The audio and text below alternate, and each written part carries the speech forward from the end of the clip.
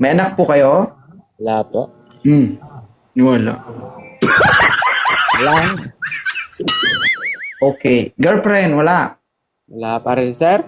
Pero asawa, meron. Wala. Sige. May qualification dito kay Miss Summer bago mo siya ligawan. Okay lang ba? Okay lang po.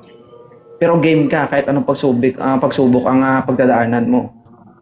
Lahat ng sir, may pagsubok rin eh. Pero hindi ka atras kung sakali. Hindi, pagkaya ko, kakayanin ko talaga. Oh, ready ka na? Sige, sir. Can you pronounce shushimi?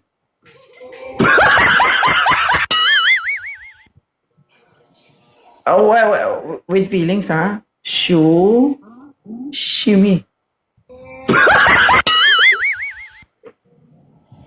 Bakit? Go. Shimi. Ba't parang hirap na hirap ka niyo? Uy, napapatawa siya ni Sir. Oh. Sir, pakita ka ng maayos, Sir. Huwag ka magtago. Lalaki tayo, dapat proud tayo. Ganito ha, dapat with feelings, okay? Shushimi. Go. Shimi. Pumipiyok ka.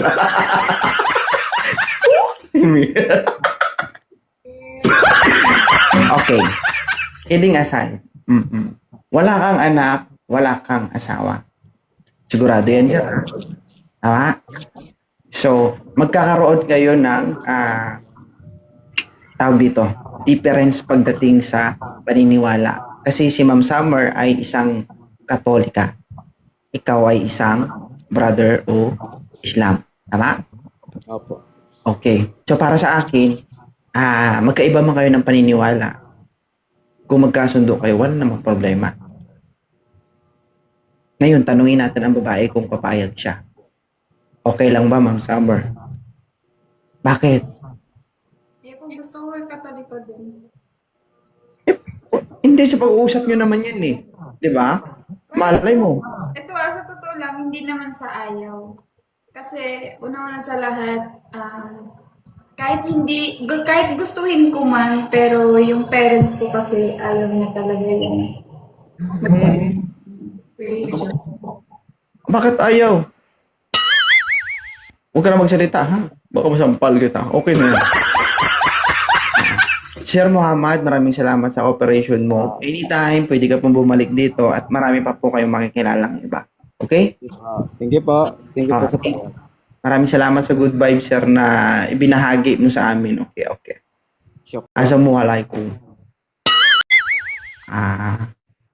Sige. So, siguro ang kapalaran mo, Inday, ay maghintay. Oo. Maganda ka, pero maarte ka. Oo. Tama, lahat naman tayo maarte. Bakit ikaw parang masama ang loob mo pagsasabihan na maarte ka? Ha? Balik ka mamaya, ha? Ay, Maria Elena.